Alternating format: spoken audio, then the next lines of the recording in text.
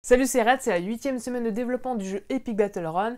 Et cette semaine, après avoir parlé des modèles 3D, aujourd'hui on attaque l'animation 3D générique.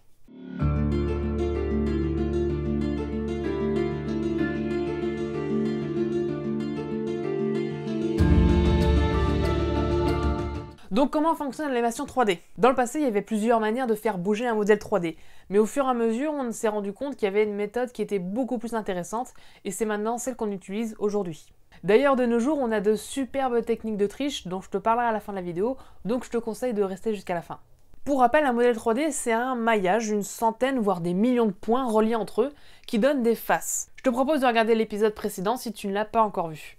La première idée qui vient relativement facilement pour animer un modèle 3D, c'est de déplacer tous les points du modèle 3D. Sauf que maintenant, on ne joue plus du tout avec la même volumétrie, donc on a plusieurs centaines, voire plusieurs milliers de points.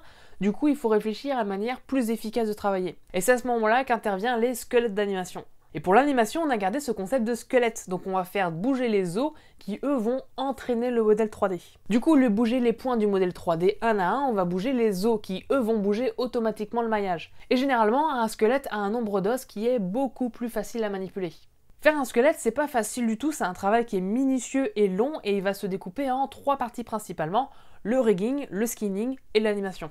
Première étape avant de faire bouger notre squelette, ça va être de définir les os qui vont le constituer. Donc il s'agit de définir les os qui vont nous permettre de faire bouger le modèle. Généralement, pour un personnage humanoïde, on va se rapprocher du squelette humain.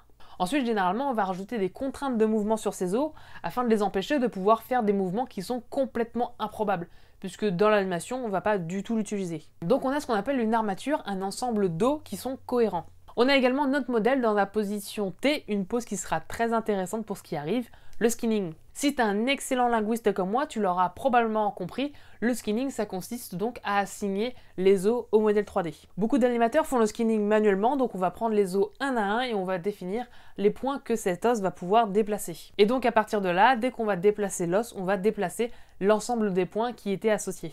Pour être honnête, cette méthode de faire est vraiment super longue.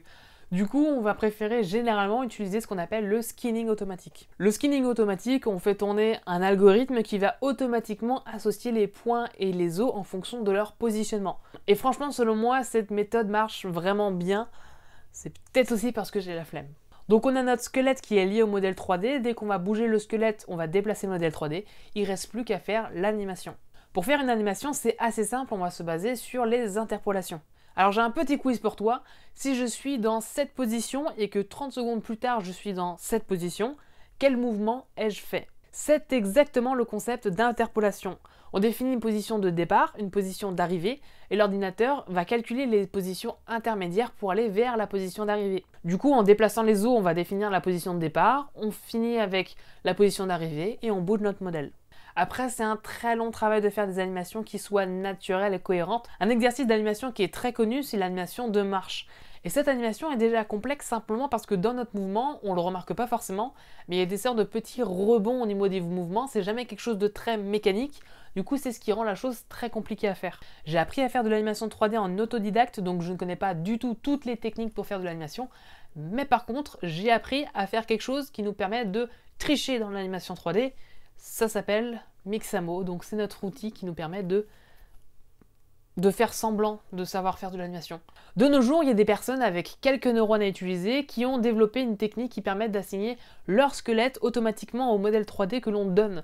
Donc on fournit notre modèle 3D en position T classique, tu attends et le modèle a le squelette de Mixamo. Et là où c'est puissant, c'est que Mixamo a réalisé énormément d'animations pour ce squelette spécifique.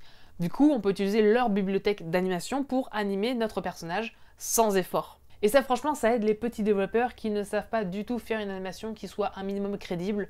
Mine de rien, en parlant d'animation 3D, ça fait pas mal de contenu, donc j'espère que cette petite série sur la 3D t'a intéressé.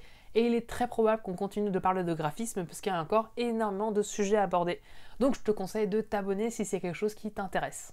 Je te propose de t'abonner sur Twitter et Instagram, on poste énormément de contenu sur le jeu Epic Battle Run qu'on est en train de développer.